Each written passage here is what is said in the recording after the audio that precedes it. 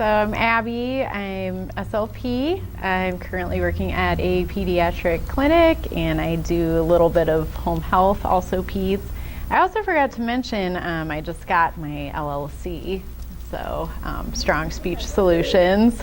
So eventually want to go somewhere with that. Yeah, and so I was asked to present tonight on chanting and humming. And I also want to talk a little bit about singing because singing and chanting, they're very closely related.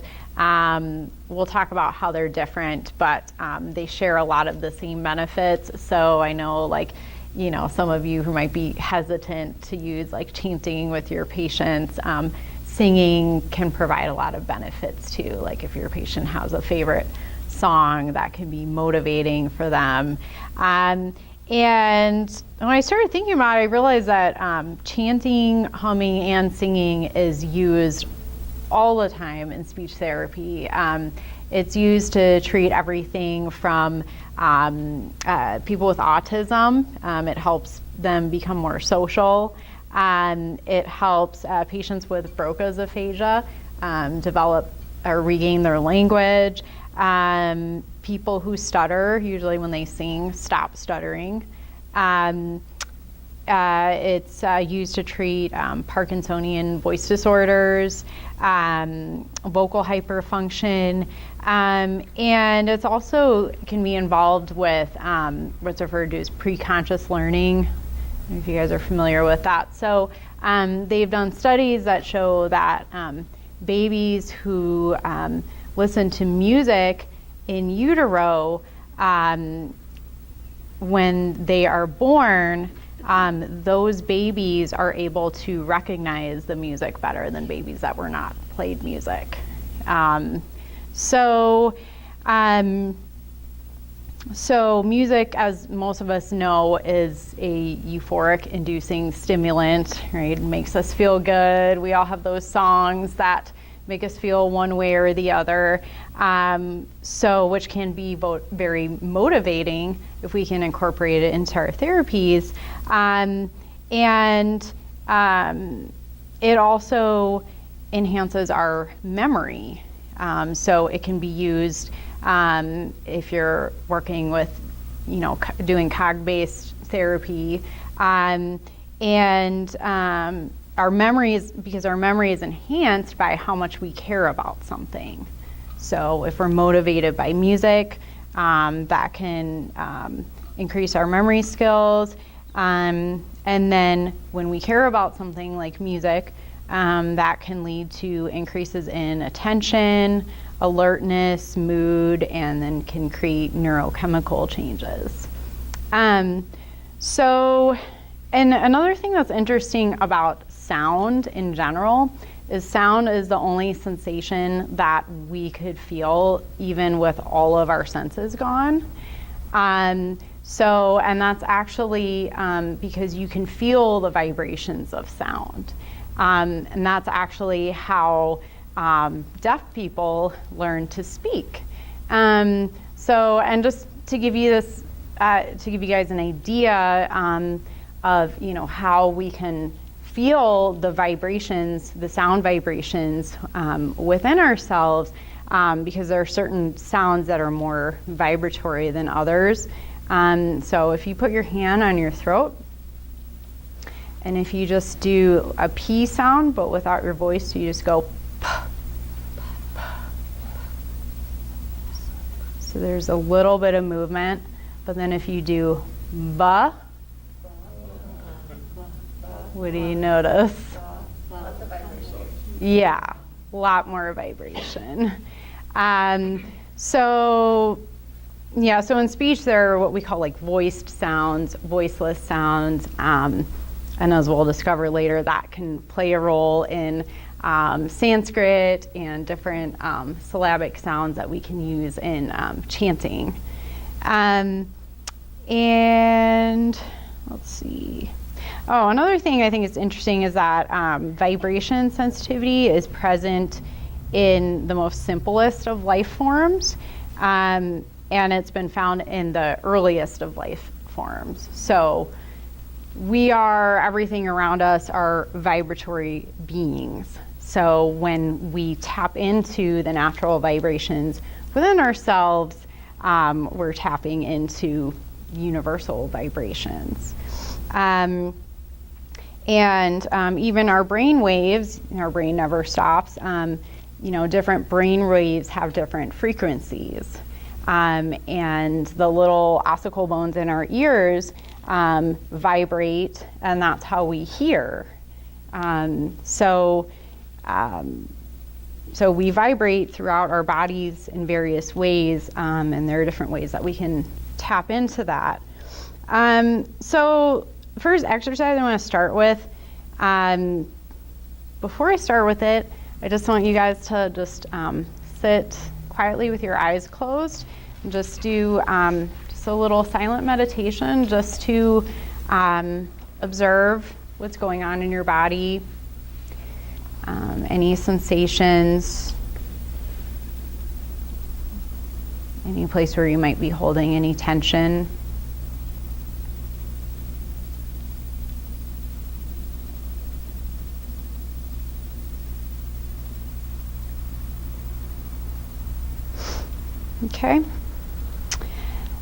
Okay, so now we'll do this first exercise, and then we'll stop and sit silently again for a second and just see if you notice any differences. Okay, so this first exercise we're gonna do, I'm gonna call sustained Ah Phonation. So you're just going to take in a deep breath, and then you're going to say Ah for as long as you can. And one thing I want you guys to keep in mind, when we start chanting or singing, a lot of people are reluctant to sing if they don't think they have a good voice. And a lot of us in general are very self-conscious of our voices. Most of us, or I know, at least I do, hate listening to a recording of my voice and, critique the hell out of it. But through these exercises, I want you guys to try to get away from thinking about your voice and tap into more of feeling your voice. So just noticing where you feel the sensations of your voice and how that feels. Okay, and I'm gonna play a Ampora instrument backdrop just to kind of help give us a little bit more support and make us a little more comfortable. And the Ampora instrument, it's a string instrument that has a lot of resonance. So we'll talk more about resonance in just a minute, but there are a lot of Indian instruments that create a lot of extra resonance that essentially are creating more vibrations. So, okay. Oh wait, it's not. Did I turn it off? Hold on. Okay, there we go.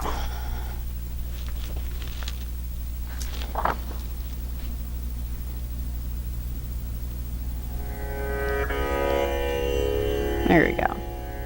Okay, so we're going to take a deep breath in. When you let it out, we're just going to hold Ah for as long as you can. So deep breath in.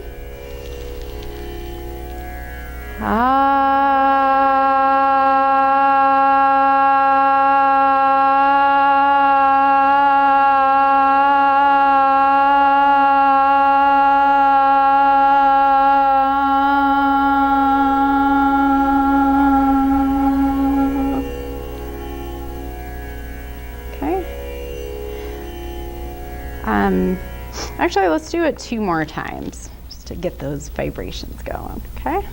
So another deep breath in.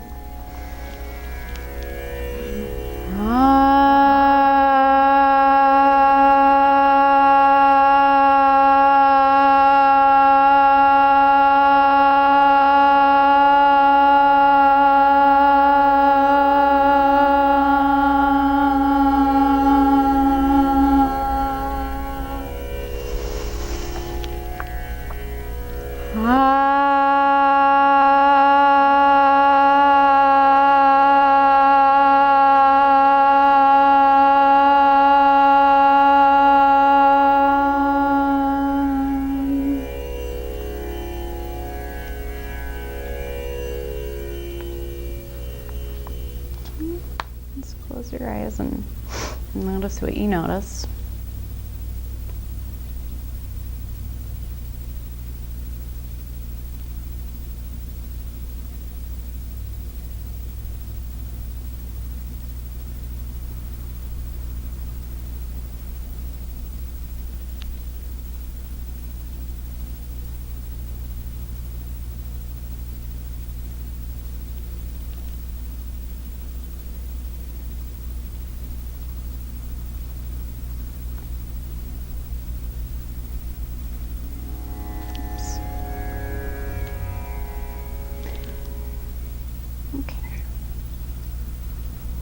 Okay. Anyone notice anything interesting? Leslie? The left side of my body is like just way more vibratory and pulsating. And interesting. Feels longer. After the first one, I'm like, nice. Oh, cool. For me, like pre and post, I felt initially my arousal like this, and then afterwards we were more relaxed. Oh, nice. Yeah, yeah. I make space between breaths and it comes fast. Mm-hmm. I felt pretty dense and heavy before, and then felt very light, like almost like I could float away. Mm-hmm. Anyone else? Okay. So yeah, what we just did is the essential component of LSVT Loud, which I think most of you guys know is used to treat voice disorders in patients with Parkinson's. And Parkinson's patients have a conglomeration of things going on that causes vocal malfunctions.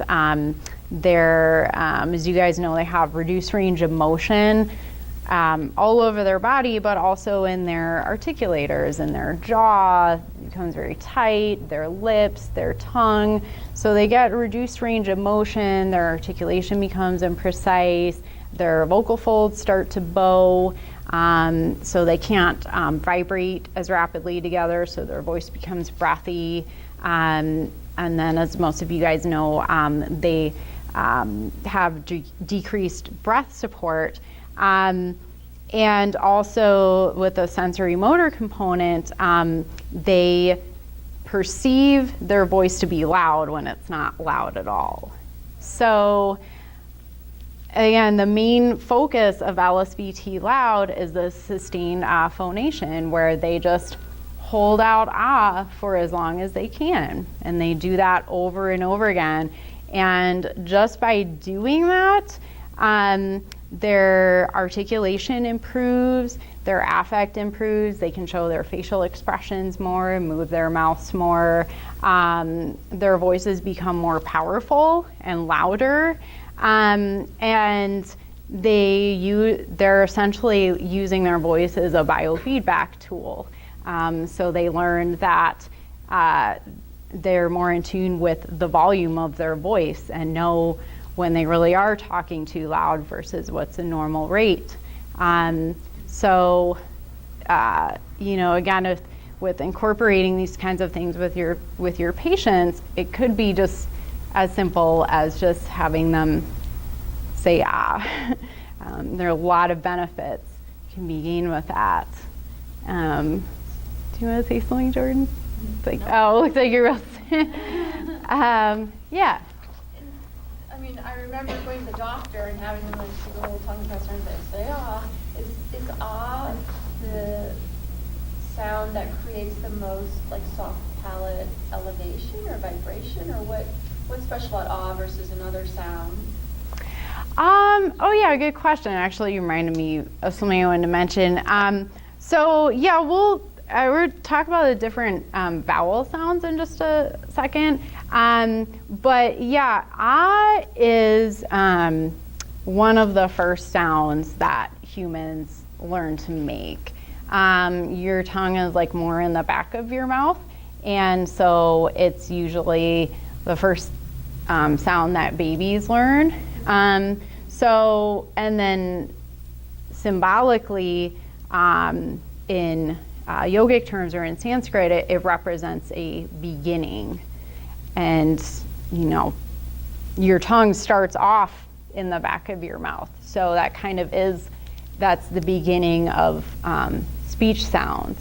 And then you could also, like, I've heard some people kind of dissect like the symbolism in ah, because we use it so much as a sound when we talk, you know, as a way of expression, like ah, you know, so, or ah, you know, right.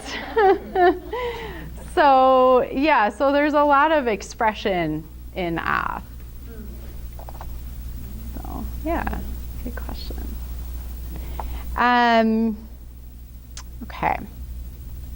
And, oh yeah, and then just to give you guys a little like 101 on phonation or vocalization. So what's happening with your vocal folds when you vocalize.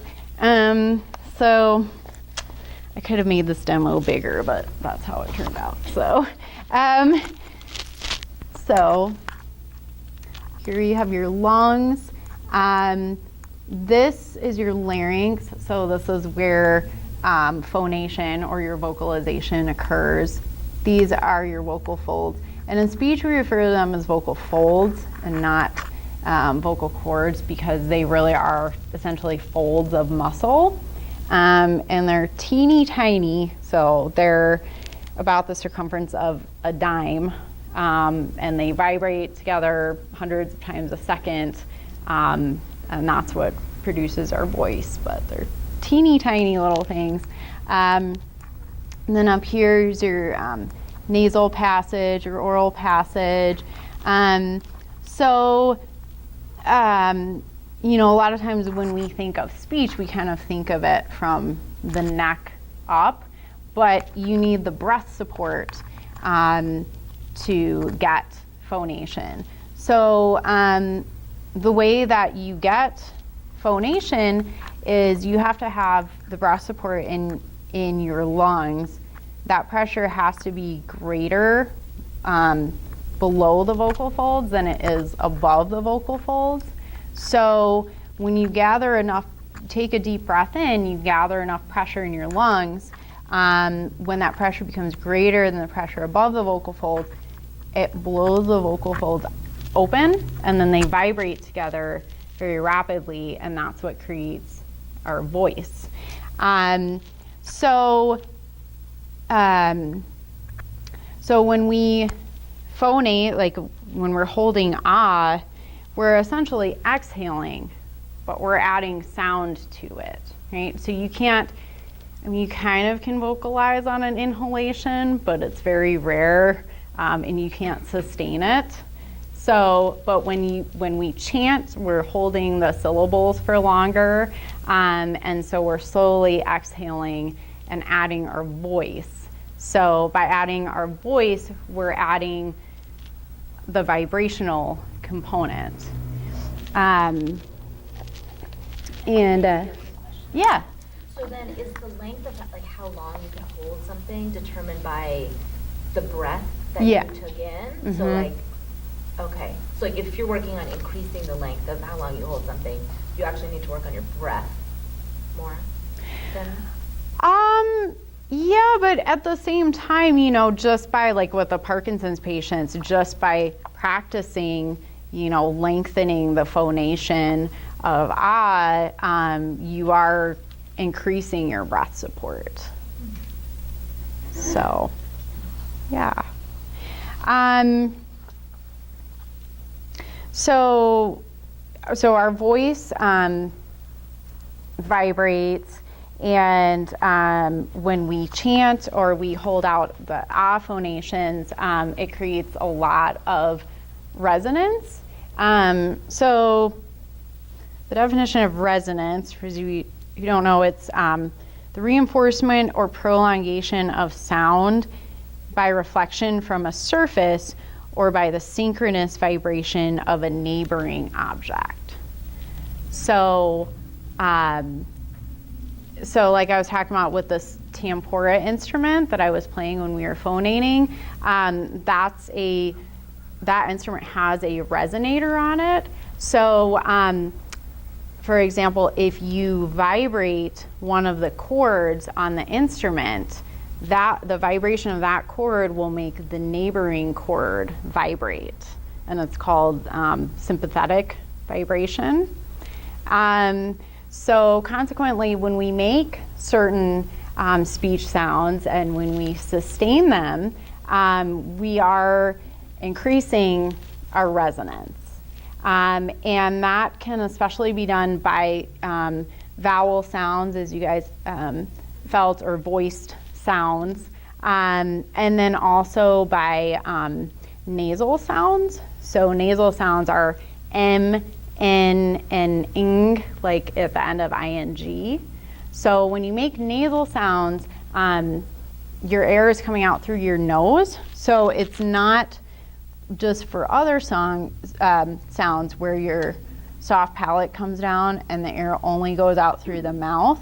When you produce nasal sounds, it goes all the way up through the nasal passage, out the nose, and through the mouth. So you're getting more vibrations throughout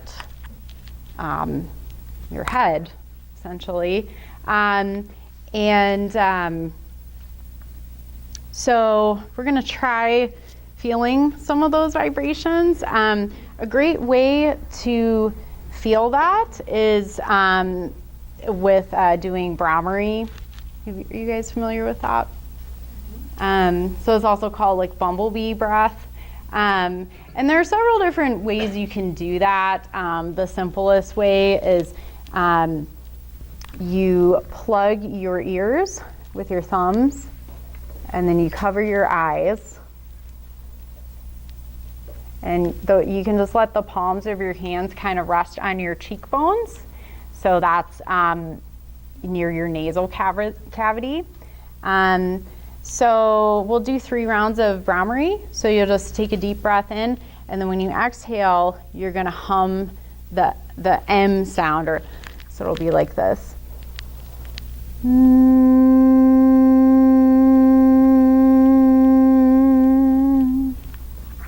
Okay, and then just see where you feel the vibrations. Are you actually closing your ears, or your thumb is just there? Yeah, so you can like kind of take your thumb and like block it, or just so that it's plugged up. Yeah. Okay. So deep breath in.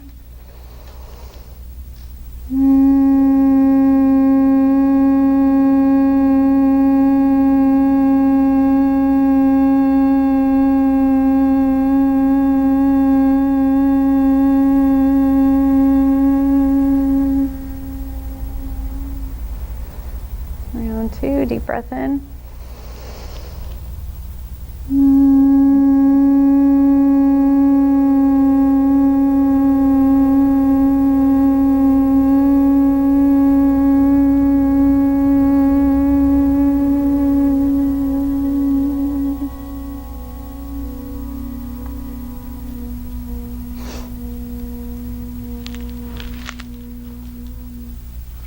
One more round. Deep breath in.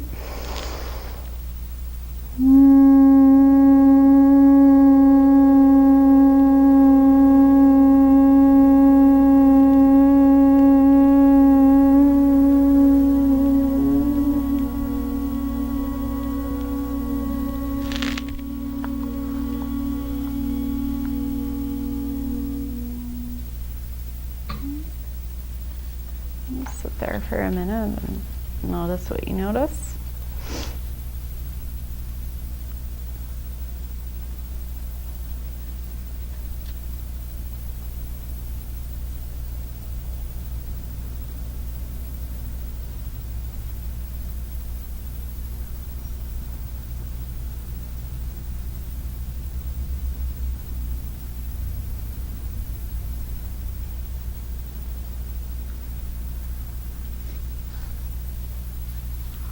Anyone want to share anything they noticed?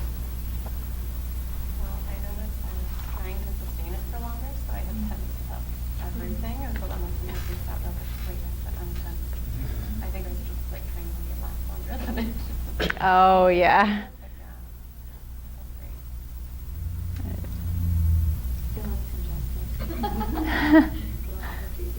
Yeah. Yeah.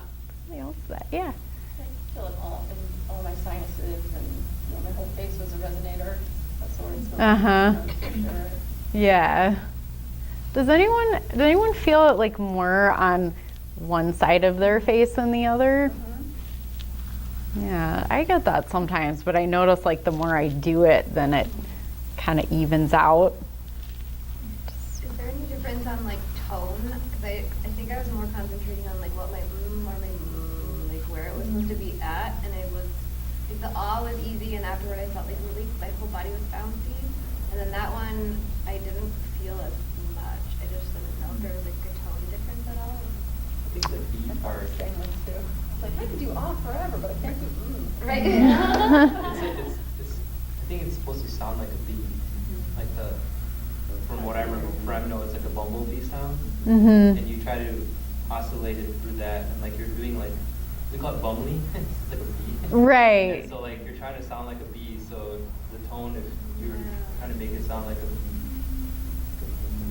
I do it in the morning, but I try to make it into a B sound more than like higher, and it could fly, if you're trying to imagine a bee flying, like it can go closer to your ear, and it can go far away from your ear, and like you want to slap it away from you, but like you could imagine that you could change it through that. This is cool actually, because you're giving me affirmation of what I do with my life. Oh, wow. You just made my night. That instrument is supposed to be played in the morning. Like, and you mentioned something about like increasing affirmation, increasing resonance in your life. Like, that's what you want in the morning. Is like you want resonance. You want to be awakened, and like either you could hear or if you could your alarm, or if you could find it. I can't do this yet, but if you can wake up and just first thing out of bed, make that bee noise, and that increasing that resonance in your brain. Mm-hmm. I mean, there's more to it, but and then playing that in the background, it helps facilitate that. So. Yeah. Well, like, yeah. I know that, sinusitis and humming, there are cases of people humming, and this is typically what I work with people is breath support and humming exhalations, and it releases nitric oxide. Your sinuses release nitric oxide when they're vibrated, so that's a vasodilator, so it's a really good way to open up. But as far as validation, scientific validation, why would ever want to do this? Yeah. Because I have the same, like, I want to explain it scientifically, although it has a beautiful tradition. Oh, yeah. Some really amazing impacts on physiology. Yeah, and then as far as like, that one making you feel differently than the sustained ah, that was something I wanted to mention, in general, like there's certain kinds of sounds that can be good for certain things, but also, I encourage you guys to play around with it because, we don't, and I'm not speaking on a metaphoric level, we don't all vibrate at the same frequency, I mean, no two voices sound the same because no two voices vibrate at the same frequency. So, we're not all the same things are going to resonate with us the same. So, yeah, so play around with it. I think comparing the two, the ah was more energizing for me, and the brahma was more calming. Uh-huh. Yeah.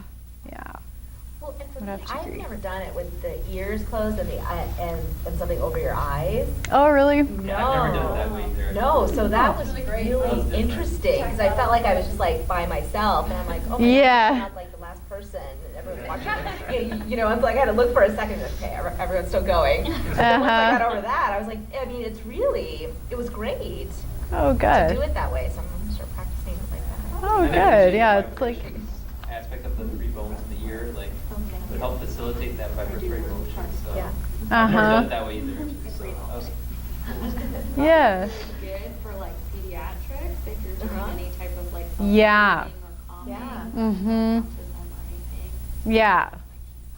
I'll love it too 'cause it's Yeah. No, and I mean, we spend most of our time listening to the sounds, outside of our ears, and we don't listen to our voice inside ourselves. So it kind of is a different perspective.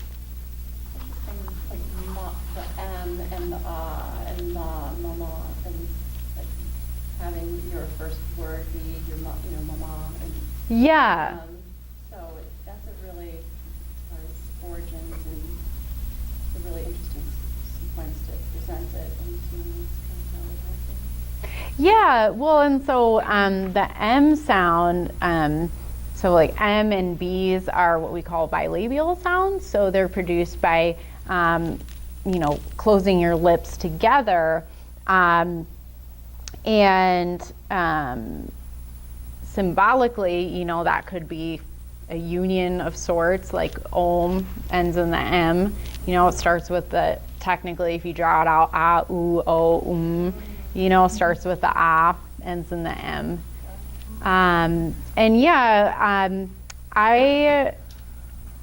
I've studied like several different languages, and I've yet to find a language where the word, like a baby's word for like mama or mom, isn't some variation of ma, which I find to be kind of interesting. Right. So,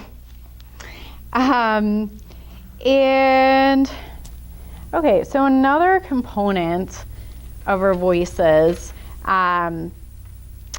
is, so our vocal folds, they vibrate very rapidly to produce vocalization or phonation.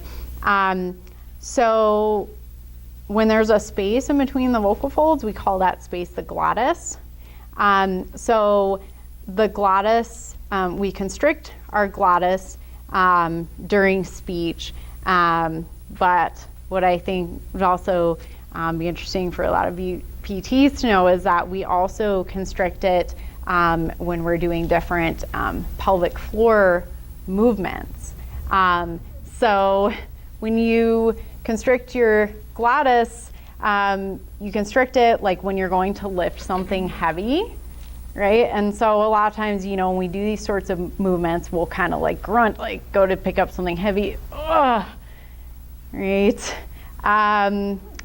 We also use it when we poop, right? That's why a lot of times people are having difficulty. They might grunt to help push it out. So to kind of get an idea of this correlation, I'm going to do a little exercise. So we're going to start just sitting in our chairs. Do they always move together? Yeah. I know that actually, the pelvic floor. Mm-hmm. It makes sense for the diaphragm and pelvic floor move together. Right. I just tried it. Just like contracting my pelvic floor and like seeing if I could feel it here. Push your tongue to the roof of your mouth. I'm not aware in this area to feel the contract flow. Whoa. Wait, what? Like, I wouldn't feel this. Oh. I know I do. Like, she's aware that much about her body that she can feel that contracting. Matt just said put your tongue over your mouth and then you It does help, Push actually. your tongue to the roof of your mouth and feel what happens when your tongue gets so long.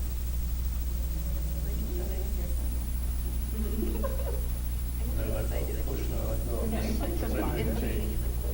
Or if I like trying to help you. I feel like I always tell people it's Okay, watch mine. I won't. Well, here, this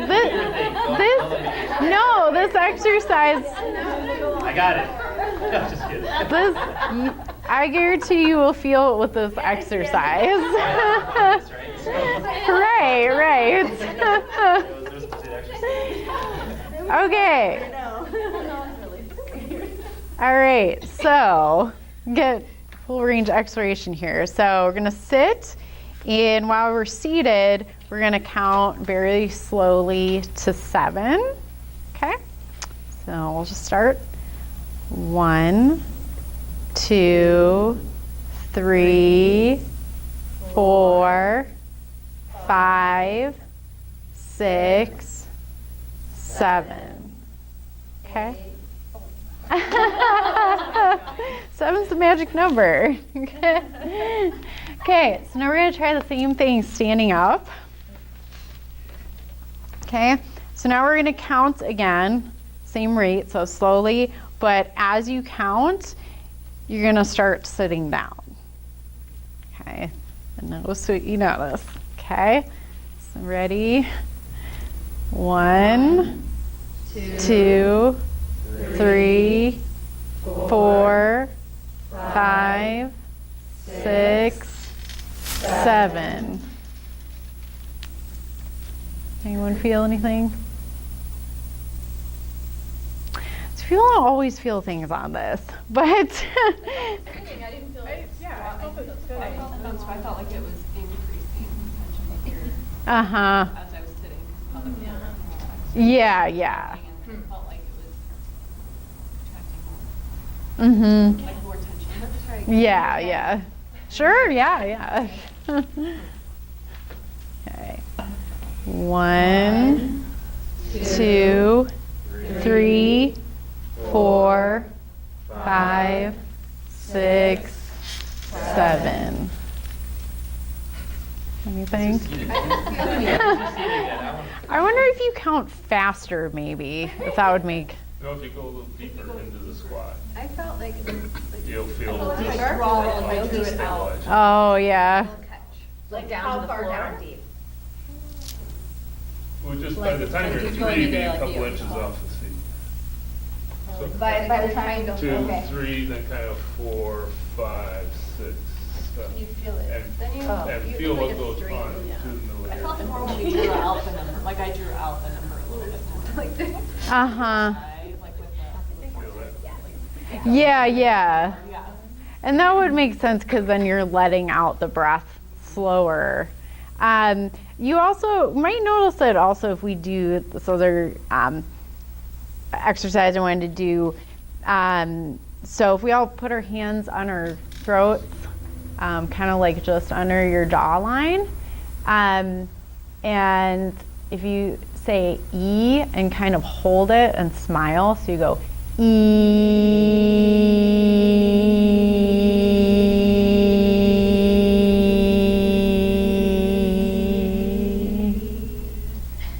Do you guys feel those muscles tightening? So a lot of those same muscles will also tighten when you constrict your glottis.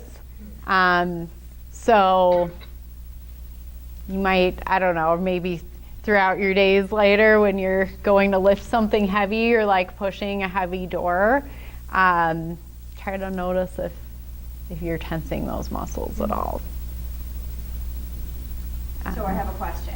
Yeah. So I'm currently doing women's health pelvic floor physical therapy post childbirth for the 3rd time. And so I'm still having trouble sustaining a pelvic floor contraction or getting it to integrate with things like lifting or things that I do. So it's like something I'm working on. So do you think that if I used the E sound, then I would be able to sustain my contraction for longer? Because I feel like I have good breath support and I could make that lengthen. Uh-huh. Do you think that it would coordinate? It could. I think so, yeah. Yeah, and then also like, because when we talk about, like tension, like that we have around the areas where we speak, we usually don't think of this part of our neck, but that's something you can incorporate into when you're doing guided relaxation, like when you're tensing and releasing, just to try to get, exercise this area a little bit more. And yeah, it could work. Pelvic floor is not my area of expertise. I know there's a correlation. I'll let you guys figure out how it all works together.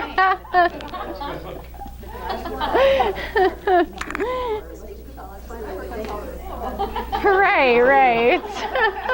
Someone else will figure out the That's what we were practicing with.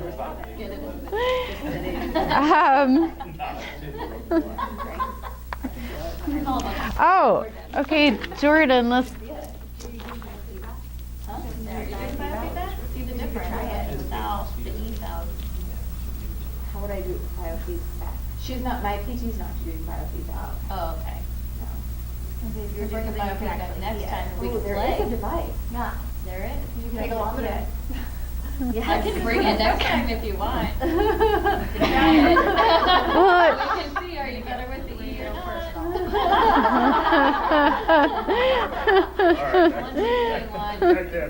so actually, this next exercise might help with that, maybe. I don't know. It's just an interesting exercise. I think also shows that correlation.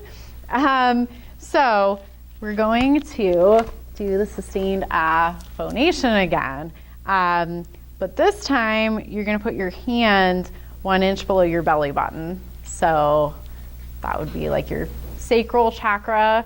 And in Taoist tradition, it's referred to as the Dong Tian, which is considered to be like a strong energy center.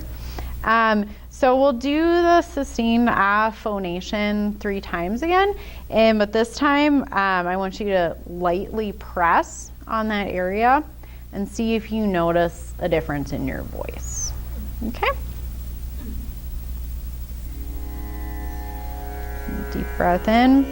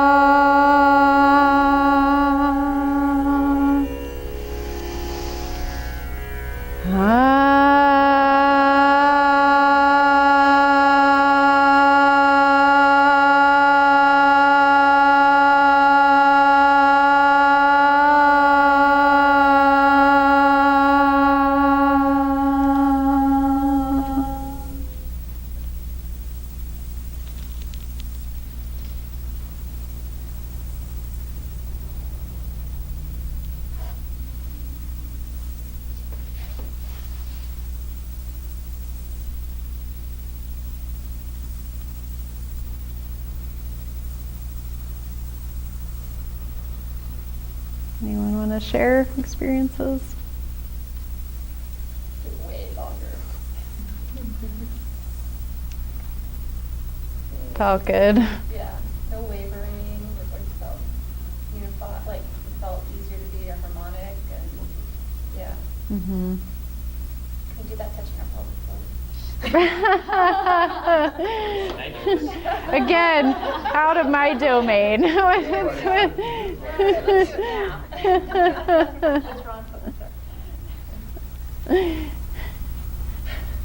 Anyone else?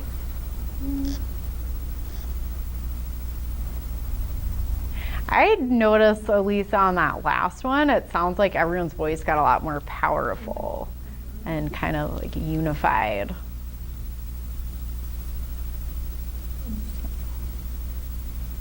So maybe in your class, try the ahs and push on your abdomen, and you can try it with different sounds too, maybe. People think it's The magic E. when you do balance exercises. You're like, okay, well, put one hand on your belly and then one hand, and then like, oh my god, it's so much better. Yeah. Same kind of thing. Yeah, just that added like sensory feedback. Yeah.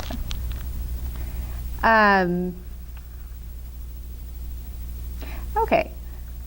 So then also for chanting, singing, speaking, as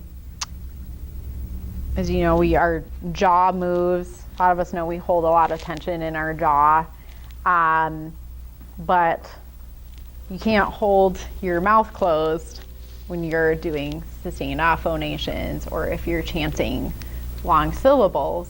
So that's one way you can relieve tension in the jaw. You can also just massage the jaw.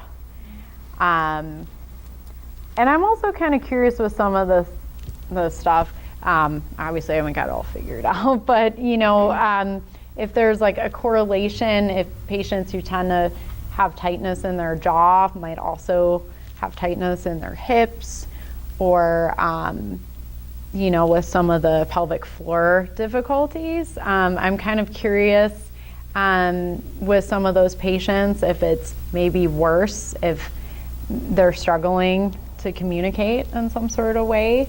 And another thing I meant to mention with all of this is that when we're phoning, we want to try to keep our spine straight and our neck back, which I always have to remind myself of that. But so that you can keep all of this open, right? Because when we tilt our heads down, we're kind of closing off that area. And then with the tongue, the tongue's a pretty phenomenal mechanism. It's actually made up of several different muscles, and it's connected to the hyoid bone. And you can kind of feel how your tongue moves everything if you put your hands on your Adam's apple or your thyroid notch, it's the technical name. So we'll try doing lion's breath and then see where things move around. So we're not actually putting your hand on your hyoid bone, because that's kind of difficult, but you can still get an idea of how things move around. Does everyone know lion's breath? Yeah. Yeah. Yeah, it's one of my favorites. I don't know if you know reason like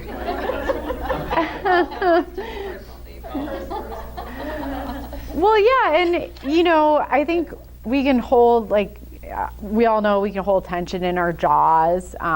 We can hold tension in this part of our neck. But, we can hold tension in our tongues. So the lion's breath kind of releases all of that.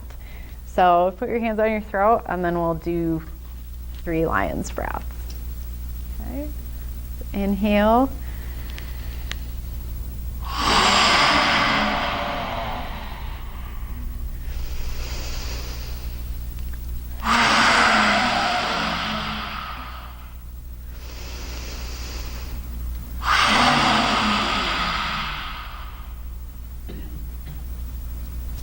What did you guys notice?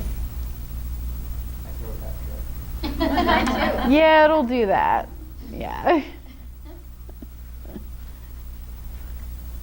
Did you feel your larynx move up? Yep. So I'll show you guys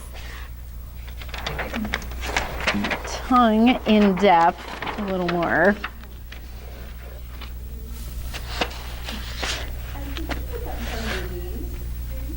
Oh, sure. Yeah. So, got it? Okay. So your tongue also moves in different positions for different vowel sounds, and different vowel sounds and all speech sounds have different pitches or frequencies. So when your tongue moves and it raises and lowers the larynx, you're altering the pitch of your voice. And so this is more or less my drawing, so might be a little off, but so this is more or less like where your tongue is for different vowel sounds. And so these are all of the vowel sounds that are in ah, oo, oh, you draw it out, right? So the ah, it's way down here, and it kind of like bunches up in the back. Well, this one actually isn't in the owl, but this is aw, so it's a little bit different. This is o, so it moves forward a little bit. Ooh, and then when you get to it moves back down. So just like the symbol of Om, right, as I think we all know, it's circular, right? It contains everything, all the sounds of the universe, right? So, and physiologically, your mouth is making circular movements. And then by like when you get to the sound, again, you're getting all of this resonance in your nasal cavities. You're getting the maximum amount of resonance. Or it's, kind of like the ultimate vibratory syllable sound.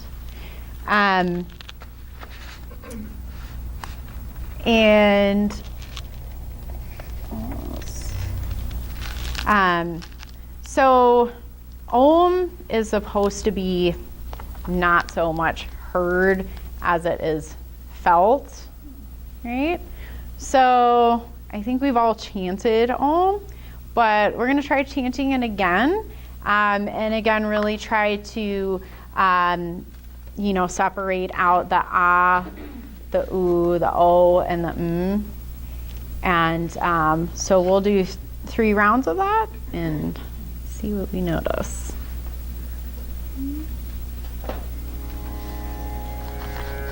Some deep breath in.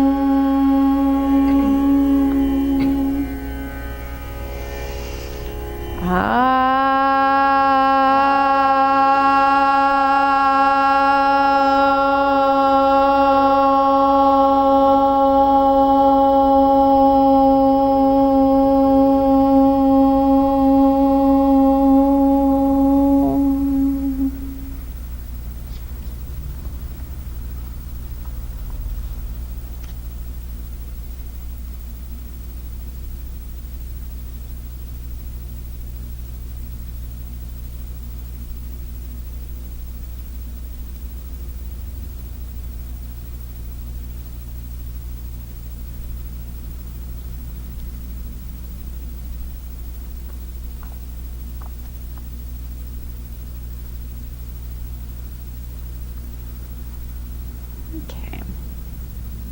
I want to share experiences. I don't think I was ever doing it right. If I was supposed to make circular motion with my mouth, because that was really cool. The first time I was like, that didn't happen. And then I tried it on the second time, and I feel like by the third time I was able to feel the difference. So it was really neat. Oh, cool. On that note, supposedly there's no wrong way to chant Om. And that's also something you can play around with also. Like you can sustain the part for longer. You can make the ah part longer. You can just do more of the traditional Om all the way through. But yeah, technically there's not supposed to be a right or wrong way to do it. So. Other people, they make like their face says it different. They're like ow. Like they go into it. And I'm like, can't do that. I do that. Yeah. So maybe people noticed get I did really that. into it, like. I noticed it. Yeah. I don't know, there's no wrong or right, like she said, but I do see people do that too. Interesting.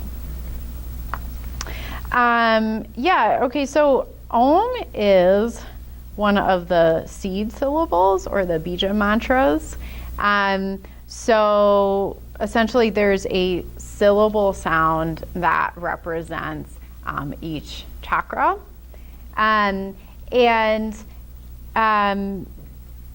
So the bija mantra is Om, it's all Sanskrit, right?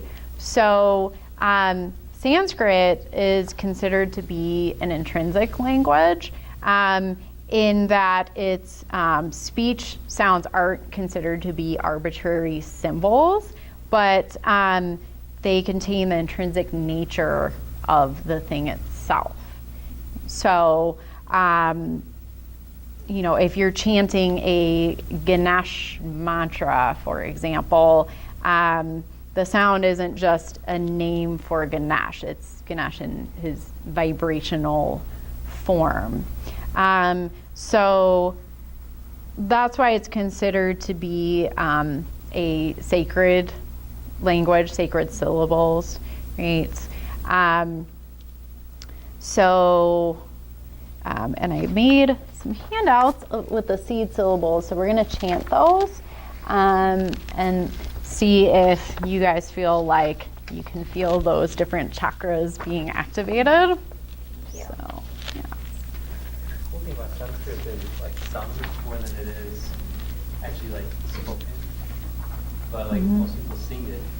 Like, and if you go to like South India, like there's a few places I know actually that speak Sanskrit, or like they learn it properly. And if you want to teach Sanskrit, like the teacher orally teaches you. There is no like and you could handwrite it too, but the teacher sings it and uses his hands as a guide for you, as a conductor almost, you could say, that tells you what pitch you should be at. Oh, interesting. My girlfriend learned Sanskrit for like 3 years. Wow. From my religious side, there's a lot of new monks that would learn it too, and the way they teach it is through singing. Oh. Yeah, that's why the mantra that you were saying, Ganesh, so I say Swaminarayan, but that's a mantra that I say. And each mantra, you're right, it has like these different levels and meaning behind it, because Sanskrit is very religious in a sense. That's why I get scared of sharing it, because I'm not sure if like the guys would be like, "You're imposing religion on me" or something. But Yeah. the very religious aspect of Hinduism, all that stuff is just super spiritual. You could use that word too. Yeah. But that's like my struggles with it, because Oh, for this one, what we're gonna do now, I use with a lot of my patients. Because they're the bija mantras, so they're not related to a deity or an entity per se. And as you do it, you kind of think of tuning your body, right, like a flute. And inevitably, as I would teach them this, wherever their trouble spot was, it drops. They can't do it. They can't do it. You can literally hear it, and they can hear it too. They go, let me do that again. And they can, and when you think about it, it has to do with a sensory smudge. If we go back to our neurophys and that, if they have a bad and muscular sensory pattern in that area, they can't recruit and generate. So anyway, take us through it. Okay. Well, yeah. It works, and it doesn't. I never had anybody get scared about it because it doesn't. These particular sounds. Yeah. They don't mean anything. They don't mean anything to the person. to the person. Yeah. It's not like Hare Hare or something like that. Yeah, exactly. Yeah. Yeah, and I'll just share too that also like the first time I chanted the bija mantras, I was doing like a chakra workshop, and it's when I did not believe in the chakras at all. Like I was just kind of like one of my favorite yoga teachers asked me to come, and I was like, oh, okay, why not? It didn't cost much money or whatever, and just like, let's see what all this hocus pocus is about.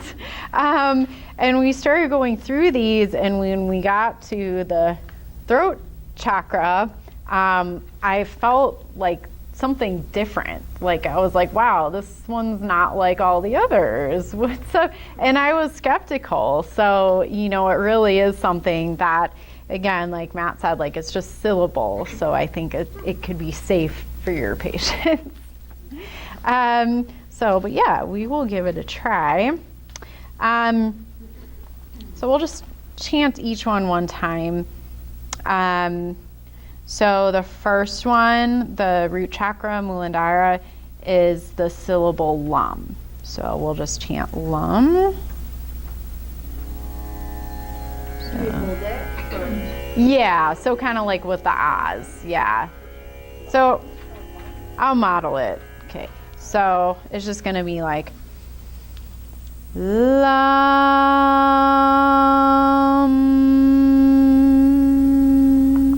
And you can, again, like if you want to hold like the sound for longer or the ah sound, you can kind of do what feels good for you. So deep breath in.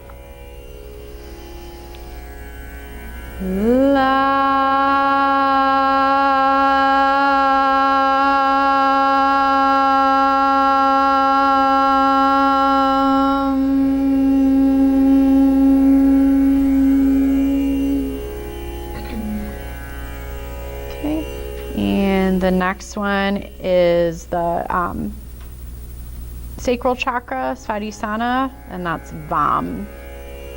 So deep breath in. Va.